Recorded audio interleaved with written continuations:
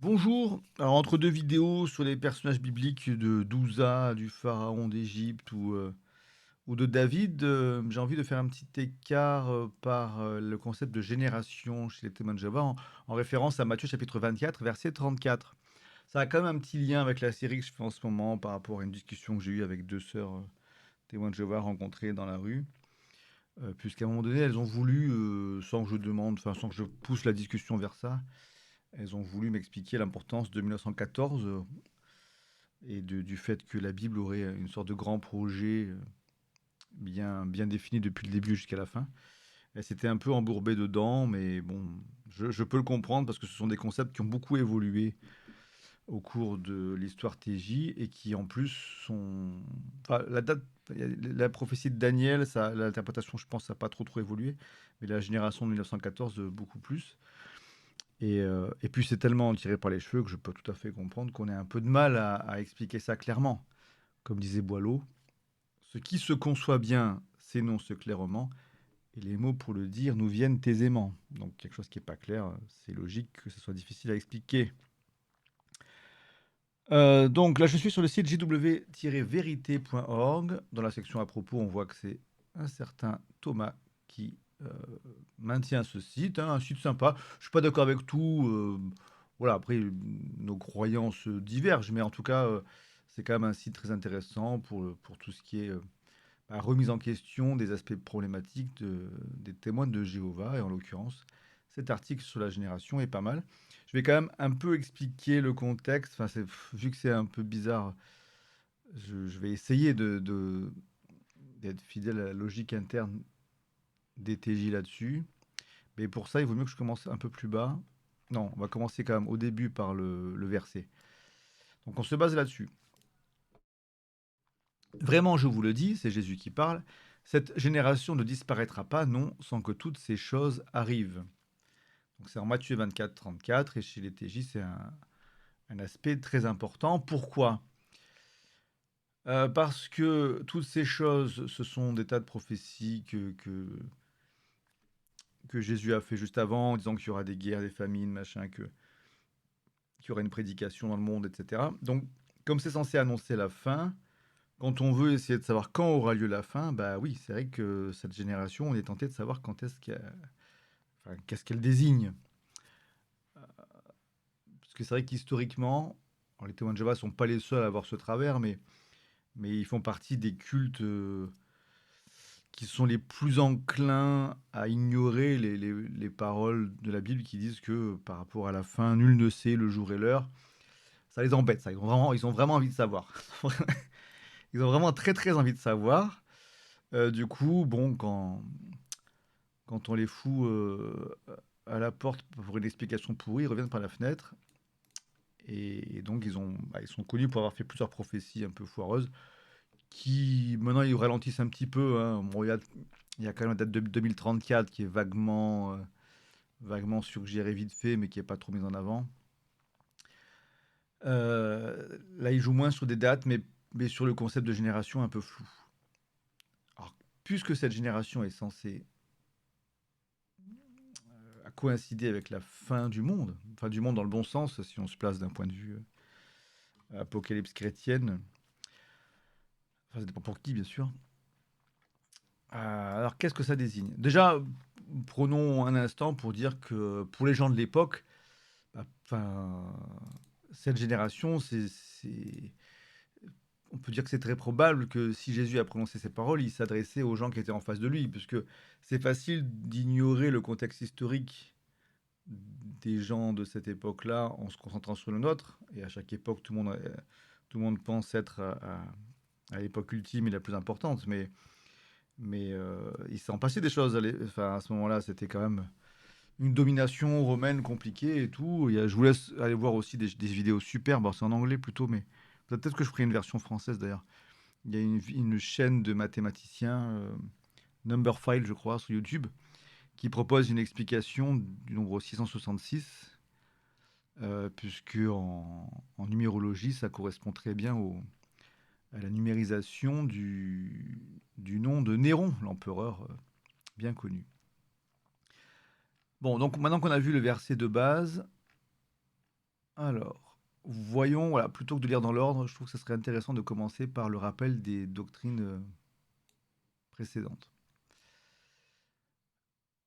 En 1897, dans le livre Études des Écritures, les témoins de Jéhovah disaient que, alors on va lire ici, d'autres usages du mot grec guénéa prouvent qu'il n'est pas utilisé en tant que race, mais fait référence à des personnes vivant à la même époque.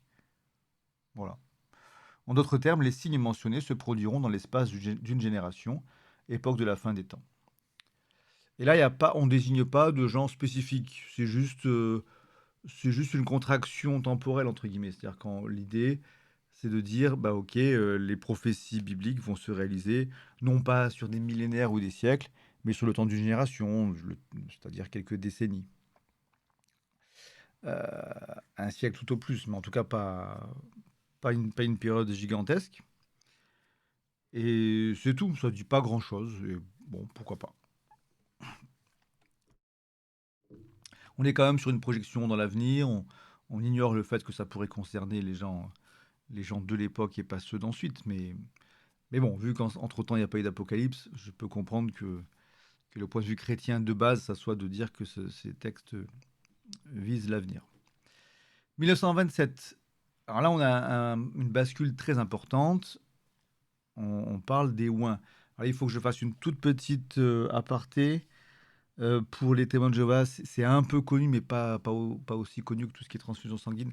Pour les gens qui ne connaîtraient pas très bien ces concepts-là, je vais expliquer ce que sont les membres ouins. En gros, les témoins de Jéhovah considèrent qu'ils sont divisés en deux catégories.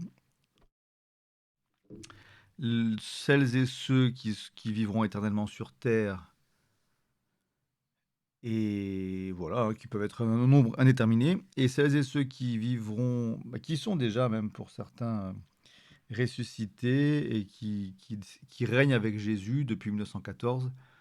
Et ce sont des sortes d'anges célestes, enfin, je sais pas comment dire ça, mais ils sont au ciel et ils sont rois et reines avec Jésus. Je crois qu'il me semble bien qu'ils acceptent qu'il y ait des femmes dedans, hein, enfin, ouais, pour une fois.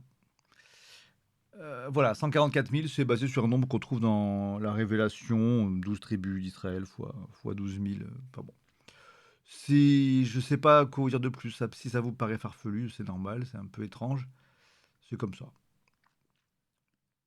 Et donc, chaque année, d'ailleurs au moment du mémorial, au moment de la Pâque, les témoins de Jéhovah, de base, ils font passer le pain et le vin qui représentent pour eux le sang et la chair de Jésus, mais ils ne mangent pas la plupart. Ce sont seulement ceux qui se sentent oints qui vont manger et boire ces emblèmes-là.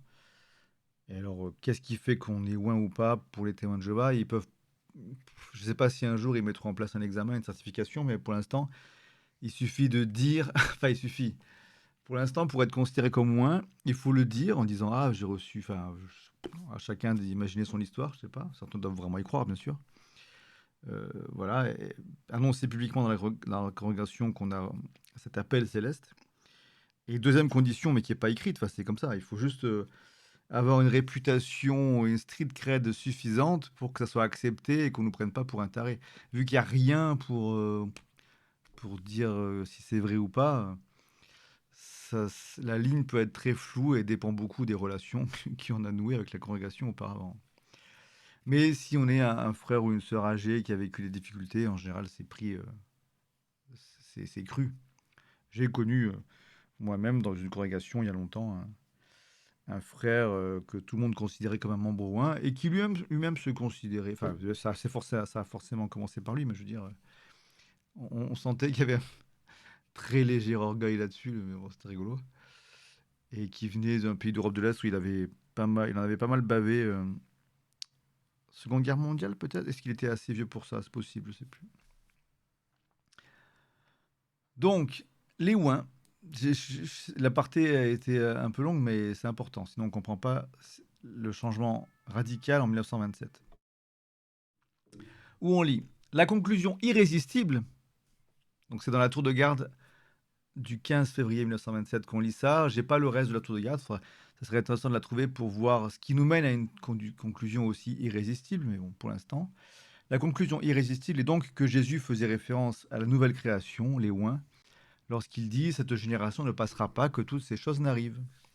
Ce devrait alors être une indication forte que certains membres de la nouvelle création seront toujours sur Terre au moment d'Armageddon. Ok. Bon. Là, autant tout à l'heure, en 1897, on parlait juste bon, d'une génération quelconque.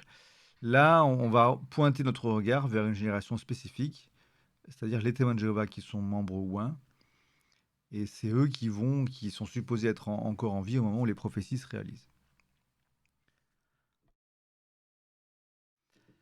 La question étant, la question à 1000 balles, c'est ouais, mais enfin, qu'est-ce que, qu'est-ce que ça apporte?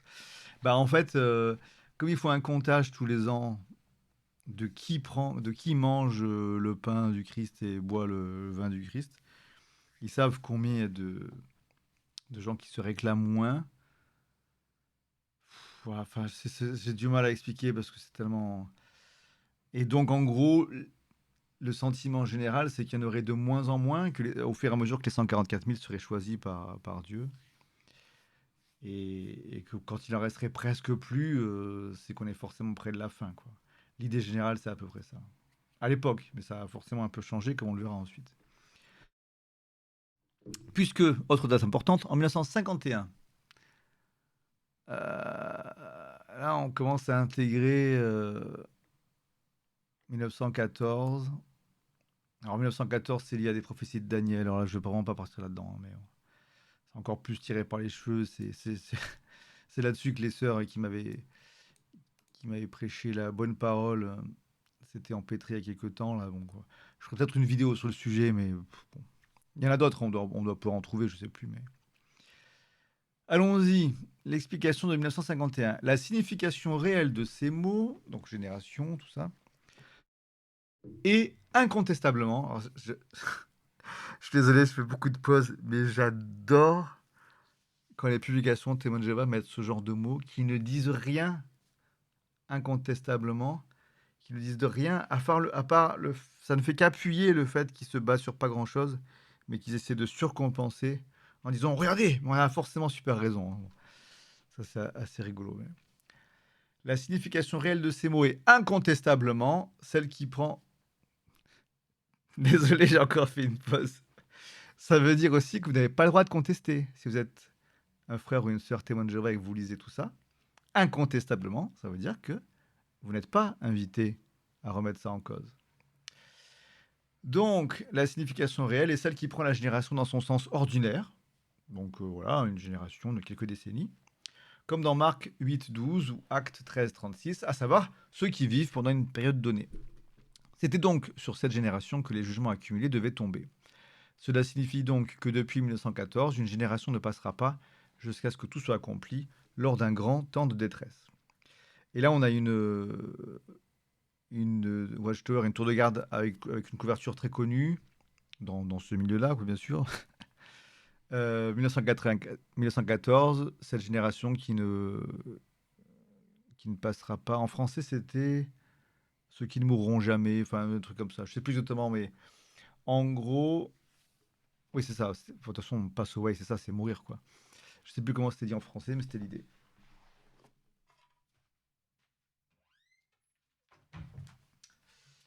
Donc, nous avons ici des gens qui sont assez âgés sur la photo, qui sont censés être des membres ouins, donc des gens qui sont appelés à régner au ciel avec Jésus, et qui, d'après ces nouvelles doctrines, seront encore en vie, enfin certains d'entre eux, il faut qu'il y en ait au moins un ou une, le Highlander, qui soit encore en vie au moment où l'Apocalypse se réalise.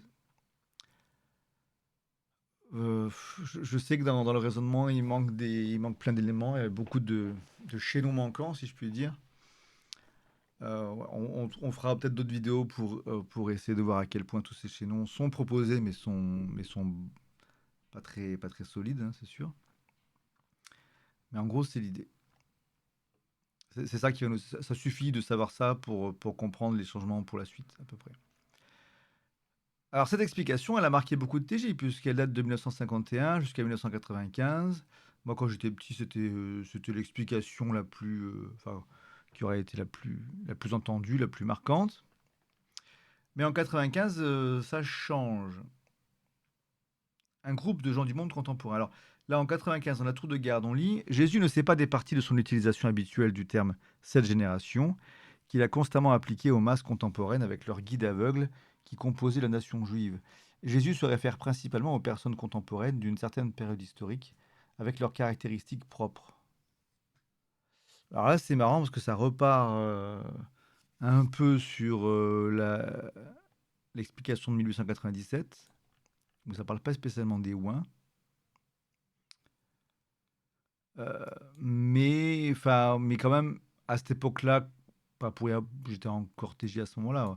On était quand même encore plus ou moins sur l'idée de la doctrine de 1951. Donc, il y a une petite bifurcation, ou alors on peut considérer que c'est juste une partie de l'explication, puis il considère qu'on est censé se référer aux autres revues pour avoir le complément, je sais pas, mais dans une vidéo que j'ai fait récemment, on voit sur Uzzah, hein, le Lévite qui a empêché l'Arche d'Alliance de tomber, on voit aussi que parfois, dans les publications des témoins de Jéhovah, on remarque que certains textes ont été écrits à différentes dates par des personnes différentes, qui sont pas toujours d'accord entre elles, et c'est pas facile d'harmoniser et de rendre vraiment cohérent un corpus énorme et tout le temps mouvant, quoi. Mais la question de la génération, c'est une question très importante, donc là, ils font quand même plus attention là-dessus. Quoi qu'il en soit, c'est plutôt sur la fin, les années 2000, 2010, qu'on va avoir un changement important et un peu bizarre. Donc 2008, on reparle des ouins. En tant que classe, ces ouins constituent la génération moderne de contemporains qui ne passera pas avant que ces choses n'arrivent. Cela laisse entendre que certains des frères ouins du Christ seront encore sur la terre lorsque la grande tribulation annoncée commencera. Donc là, retour à l'explication de 1951. Voilà. Donc il y a eu ce petit aparté un peu étrange, mais qui a vraiment pas. Je pense que l'explication de 95 a pas trop, c'est pas trop diffusé. Les tours de garde, on en a étudié tout le temps. Si une nouvelle notion n'est pas martelée de manière répétée et forte, elle remplace pas les credos précédents, quoi. 2010, on parle maintenant d'une période de temps fixée pour les ouins à partir de 14. Manifestement, Jésus voulait. Ça, c'est encore. Manifestement. Jésus voulait dire que les disciples ouins, qui étaient présents quand le signe a commencé à devenir visible en 1914, seraient pendant un temps contemporains d'autres disciples ouins qui, eux, verraient le début de la grande tribulation. Alors si c'est la première fois que vous êtes exposé à cette idée et que vous avez tout de suite compris, chapeau, parce qu'il faut quand même se tordre le cerveau pour accepter une telle idée étrange, quoi. Je dis pas que le concept est extrêmement complexe, mais déjà, bon, c'est formulé de manière pas forcément évidente, mais même une fois qu'on comprend ce qui est dit, pourquoi? Alors, il y a une explication pragmatique, mais qu'est-ce que ça veut dire? Donc, que maintenant, ceux-là, là, ceux qu'on a vus ici, en fait, je vous explique le pourquoi du comment. Euh, ça a été publié en 84.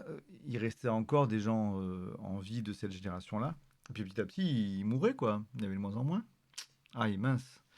Le problème, c'est que tout tombait à l'eau si le ou la dernière mourait et qu'il n'y avait pas eu l'apocalypse. Aïe.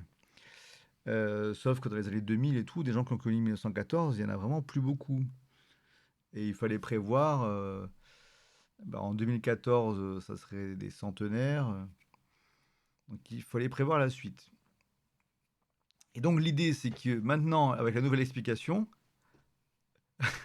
la nouvelle génération qui compte, ça, c'est vraiment bizarre, c'est la génération qui compte désormais et qui doit être en vie au moment de la grande tribulation, de l'apocalypse, ce sont des membres ouins qui ont été en contact, enfin qui ont vécu à la même époque que d'autres, que ceux-là, que ceux qu'on voit sur la photo, que des membres ouins qui ont connu 1914. Si ça paraît bizarre, c'est normal, hein. Bon, maintenant qu'on a, je voulais quand même lire cette fin, c'était important. Bon, il y a des commentaires qui peuvent être cool, mais je vous laisserai aller les lire éventuellement de votre côté, mais je vais reprendre l'article un peu plus haut. Voilà. Et donc on vient là aux explications précisément de la nouvelle doctrine, la version 2010, hein, c'est celle-ci qui est la plus étonnante. Et après, il y aura un petit mise à jour en 2014. 2010, on nous dit, même s'il n'est pas possible de déterminer la durée exacte de cette génération, quelques indices méritent notre attention. Le mot génération peut désigner des personnes d'âge différents qui sont contemporaines les unes des autres pendant un certain temps. La période que cela sous-entend n'est pas extrêmement longue, elle aura bel et bien une fin. Par conséquent, comment faut-il comprendre la remarque que Jésus a faite à propos de cette génération? Là, on retrouve ce qu'on a lu tout à l'heure. Manifestement, Jésus voulait dire que les oints... Mais pourquoi manifestement? Manifestement, ça semble... C'est censé vouloir dire que Jésus disait ça de manière évidente, mais c'est loin d'être le cas. Manifestement, Jésus voulait dire que les disciples oints qui étaient présents quand le signe a commencé à devenir visible en 1914 seraient pendant un temps contemporains d'autres disciples oints qui, eux, verraient le début de la grande tribulation. Cette génération a eu un commencement et elle prendra forcément fin un jour. L'accomplissement des différents éléments du signe indique clairement que la tribulation doit être proche. Et là, il se gagne un bonus de temps de fou, puisque des gens qui ont connu 1914 et qui sont moins, si on les prend, allez, à la limite, on les prend pas à la naissance. On les prend juste à 20 ans, quoi. On les prend à 20 ans, ou disons, pour simplifier, on va compter 1900, quoi. Des gens qui ont, voilà, qui sont nés vers 1900, il en reste encore qui sont en vie aujourd'hui. Non, peut-être pas 2023, il ne doit plus rester grand-chose. Mais en tout cas, vers le début des années 2000-2010, il en restait. Et donc, des gens qui, eux, sont nés de telle sorte qu'ils aient pu vivre en même temps que des gens de 1914, de 1900. Rien qu'en le disant, je me rends compte encore une fois à quel point c'est fou et alambiqué. Mais en gros, des gens de l'époque récente qui ont côtoyé ces gens de 1900, oui, il y en a plein, il y en a plein, puis ils ont gagné des décennies et des décennies de rallonge, hein. Donc maintenant, l'apocalypse, ça peut arriver en 2070, quoi. Il n'y a plus tellement d'urgence, non? Je sais pas. Enfin, d'un côté, ils se sont évités un mur fracassant, mais de l'autre côté, ils ont réduit le sentiment d'urgence, puisque quelqu'un qui est né en 1990 aura côtoyé des gens de 1900, mais ne va pas mourir tout de suite, quoi. Donc il va falloir maintenant trouver d'autres moyens pour rétablir l'urgence. Donc là, je lis ce que Thomas, le webmestre, nous dit. Selon cette tour de garde, la génération dont parlait Jésus serait en fait non pas une, mais deux générations qui se superposent. La génération de ceux qui ont connu les événements en 1914 et la génération de ceux qui ont connu ceux de la première génération. Alors plus récemment, en 2014, on lit dans la tour de garde, dans sa prophétie détaillée sur l'achèvement de ce système de choses, Jésus a dit, cette génération ne passera pas que toutes ces choses n'arrivent. Nous comprenons que cette génération se compose de deux groupes de chrétiens oints. Le premier a connu 1914 et a facilement discerné le signe de la présence du Christ cette année-là. Ceux qui constituaient ce groupe n'étaient pas seulement vivants en 1914, ils avaient été oints de l'Esprit en tant que fils de Dieu cette année-là ou avant. Donc voilà, il faut quand même que ce soit oint, donc ça ne peut pas être des bébés, quoi. Mais ouais. Enfin après, tout est un peu au feeling, hein, donc... Le second groupe est formé des chrétiens oints qui ont été contemporains de ceux du premier groupe. Ils ont non seulement vécu en même temps que des membres du premier groupe, mais ils ont aussi été oints d'Esprit Saint quand les premiers étaient encore sur la terre. Donc pareil, on va pas prendre des bébés, mais je ne sais pas quel est le... Alors le profil typique des oints, c'est quand même des gens qui ont un certain âge, ce qui pourrait permettre de rétablir le sentiment d'urgence en disant oui, mais voilà, au moment où les derniers sont morts, quand est-ce qu'ils sont morts les derniers de 1914? Mettons qu'ils sont morts vers 2010. Il faut prendre ceux qui est pour la deuxième génération. Il faudrait prendre ceux qui ont été oints autour de 2010 pour faire un petit point de repère. Et admettons qu'ils auraient 50 ans à ce moment-là, pour prendre des gens pas trop jeunes et qui vivent encore, pour certains, parce qu'il suffit qu'il y en ait quelques-uns qui survivent, quoi. Disons 40 ans de plus. Donc on va au moins jusqu'en 2050 tranquille, quoi. Voilà. Bon. Donc cette génération dont a parlé Jésus ne comprend pas tous les oins actuellement sur la terre. Aujourd'hui, ceux qui composent le second groupe prennent de l'âge. Les paroles de Jésus rapportées en Matthieu 24-34 nous donnent néanmoins l'assurance qu'au moins quelques membres de cette génération ne passeront pas avant d'avoir vu le début de la grande tribulation. Cela devrait renforcer notre conviction qu'il reste peu de temps avant que le roi du royaume de Dieu élimine les méchants et instaure un monde nouveau, juste. Voilà, et c'est quand même, par rapport à ce que je viens de dire, hein, on voit bien, c'est assez évident. Ils essaient de rétablir l'urgence et de dire, ouais, mais ils sont vieux quand même. Peut-être. Du coup, c'est d'autant plus compliqué hein, quand on est témoin de Jéhovah et qu'on se sent appelé par cette royauté céleste et si on veut dire qu'on est loin. Si on n'est pas très âgé, c'est d'autant plus compliqué parce que non seulement on est perçu comme moins méritant ou méritante, mais en plus, ça fait flipper tout le monde parce que si quelqu'un qui a 30 ans et qui aurait vécu quand même un truc difficile, hein, par exemple, en même temps que quelqu'un soit persécuté, les témoins de Jéhovah ont eu des problèmes en Russie et tout ça. Mettons que quelqu'un soit un jeune frère ou une jeune sœur soit persécuté, torturé dans un pays pour sa foi. Et quelqu'un de 25-30 ans qui a vécu tout ça dise d'un beau jour je suis ouin. Ah, c'est pas bon ça, c'est pas bon du tout parce que il serait son entourage serait dans une belle panade puisque d'un côté, quelqu'un qui a vraiment souffert, bah, c'est typiquement le genre de cas où on considère que les gens peuvent être ouins, hein, surtout quand ils ont souffert pour leur foi. Mais d'un autre côté, quelqu'un qui dit ça en ayant 20 ans au lieu de 50, 60, 70, bah ça éloigne l'Armageddon. C'est pénible. Cette dernière tour de garde apporte une précision en disant que les disciples ouins dont parlait Jésus ne sont pas réellement tous les disciples ouins actuellement vivants, mais seulement quelques-uns. Groupe 2. Et le schéma en dessous est magnifique. Ayant vécu une partie de leur vie en même temps que ceux de l'ancienne génération, groupe 1. Vivement le groupe 3. Cela contredit la précédente interprétation de 2008, qui avait pourtant le mérite de prendre le mot génération dans sa véritable signification. Voilà. Cette explication a également été reprise dans le livre Que ton royaume vienne, avec l'illustration suivante où on voit un premier groupe qui a du mal à marcher, il est en train de canner. Et le second groupe, qui est dans la force de l'âge, ou peut-être un peu âgé, mais encore en vie pour traverser la destruction de Babylone la Grande lors d'Armageddon. Voilà donc pour la doctrine en vigueur actuellement. Et on a eu une vidéo explicative dans un broadcast de 2015.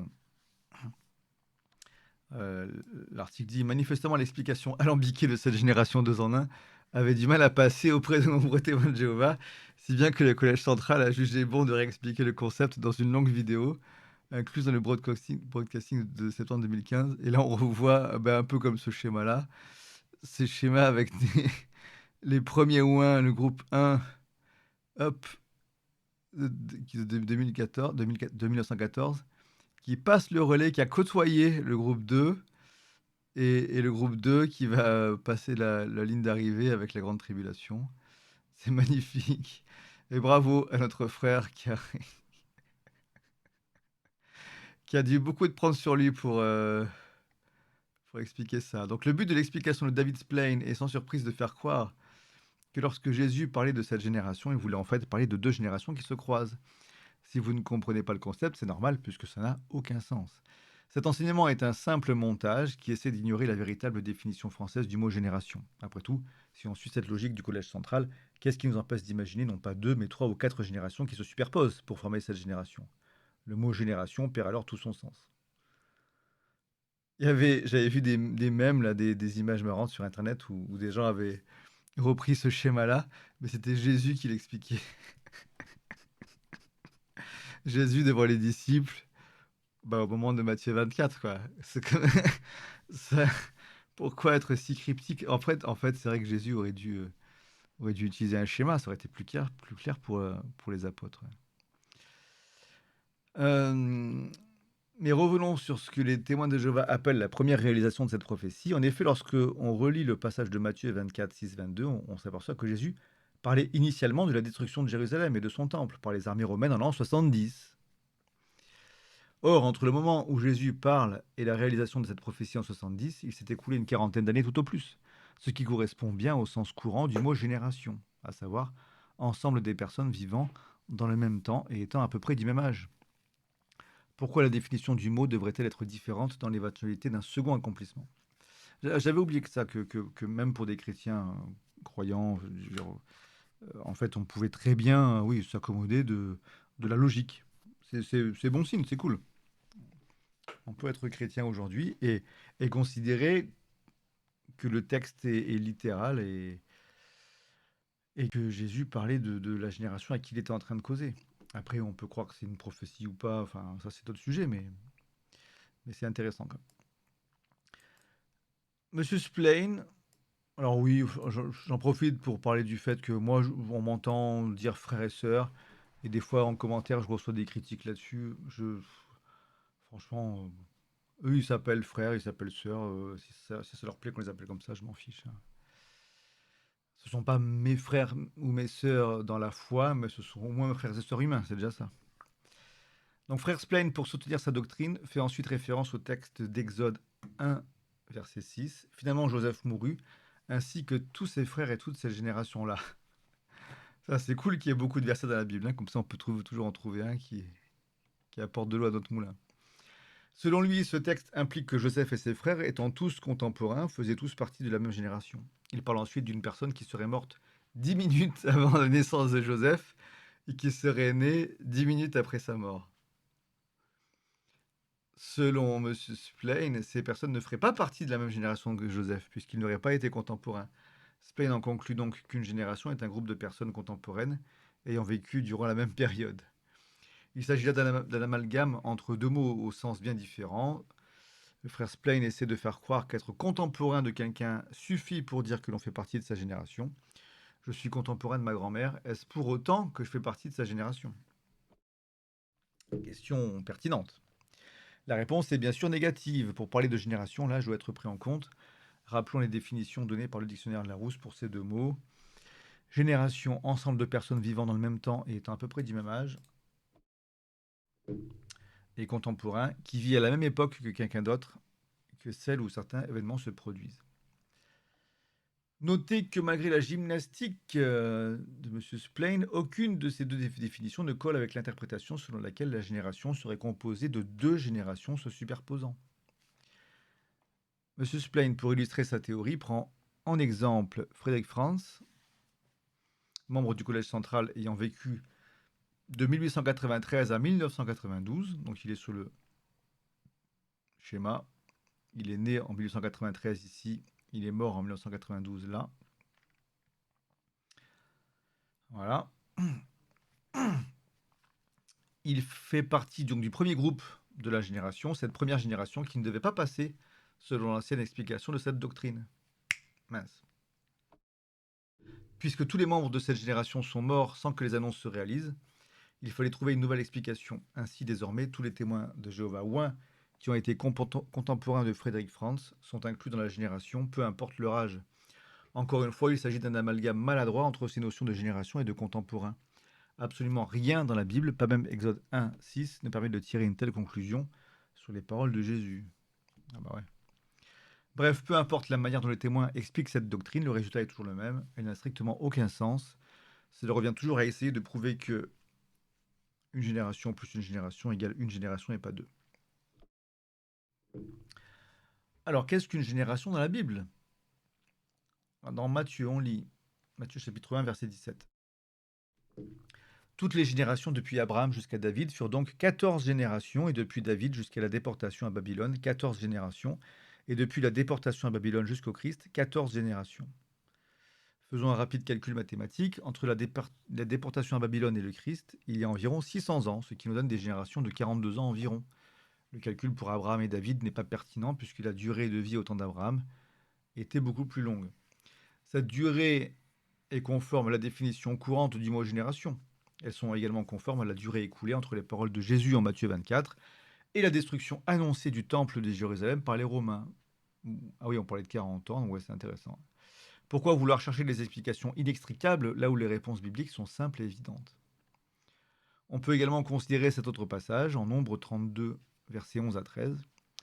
Les hommes qui sont montés d'Égypte depuis l'âge de 20 ans et au-dessus ne verront pas le sol au sujet duquel j'ai fait serment à Abraham, à Isaac et à Jacob, car ils ne m'ont pas pleinement suivi, à l'exception de Caleb, le fils de Yéphoné, le Kénizite, et de Josué, le fils de Nun, car eux ont pleinement suivi Jéhovah.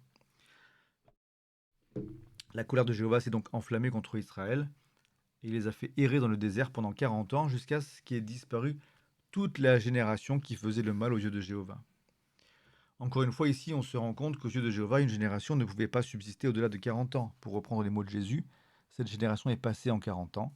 On en déduit que la génération visée par Dieu à cette époque était composée de tous les individus à partir d'une certaine tranche d'âge, disons entre 30 et 40 ans, pas leurs parents ni leurs enfants.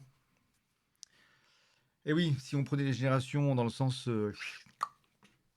groupe 1, groupe 2, Josué et Caleb seraient morts aussi, quoi. Ou alors, il aurait fallu leur donner une rallonge surnaturelle à leur durée de vie. Un autre texte nous éclaire sur le sens biblique du mot génération. Et Joseph put voir les fils d'Éphraïm de la troisième génération, et aussi les fils de Makir, le fils de Manassé. Ils naquirent sur les genoux de Joseph. Genèse 50, 23. Éphraïm est le fils de Joseph. Ici encore, le sens du mot génération correspond au sens tel que nous le connaissons aujourd'hui. D'après la Bible, une génération n'est pas censée être la superposition de deux générations successives. Joseph, bien que contemporain de son fils et de ses petits-fils, ne faisait pas pour autant partie de leur génération. Or, d'après l'explication et la frise chronologique présentée par Splain dans la vidéo, on peut comprendre que si Franz avait eu des enfants, il ferait partie de la même génération que lui, selon la définition du Collège central. Encore une fois, cela est absurde et insoutenable bibliquement parlant. Pourquoi donc vouloir à tout prix essayer de deviner les temps et les époques, alors que Jésus a dit qu'il n'appartient pas à l'homme de les connaître? Tout simplement car c'est dans l'ADN des témoins de Jéhovah de se lancer dans des spéculations hasardeuses. Malgré l'échec de tous leurs calculs depuis plus de 120 ans, ils persistent dans cette voie afin, sans doute, de maintenir une certaine pression sur leurs fidèles en leur faisant croire que le temps s'est approché. Les fidèles sont ainsi poussés à en faire toujours plus pour l'organisation dont on leur dit qu'il s'agit de la seule à être approuvée de Dieu. Jésus nous a heureusement mis en garde contre de telles organisations. Il nous a ordonné de ne pas les suivre dans leur égarement. Et la suite, c'est ce que j'ai lu au début. Voilà, bah, c'est bon, c'est un peu long, mais c'est une doctrine vraiment centrale hein, pour les témoins de Jéhovah. Donc, si ce sont des sujets qui vous intéressent, ce sujet-là, bah, il est à connaître parce que dans des discussions avec des TJ, en tout cas quand on fait une étude de la Bible avec eux pour devenir témoin de Jéhovah, tôt ou tard, on est confronté à cette doctrine et on est censé la gober de A à Z sans contester, hein, comme c'était dit là, incontestablement. Hop là, je sais plus où c'était. Voilà, incontestablement. Donc on doit tout gober sans réfléchir. Enfin, en ayant l'impression de réfléchir, hein. N'oublions pas que chez les témoins de Jéhovah, les termes étudier et méditer désignent simplement le fait de lire et relire les documents officiels fournis par le Collège central, sans bien sûr aller jamais chercher de la documentation extérieure. Bah écoutez, je vous souhaite de bonnes recherches, de bonnes études, de bonnes méditations indépendantes. Et je vous dis à bientôt. Au revoir.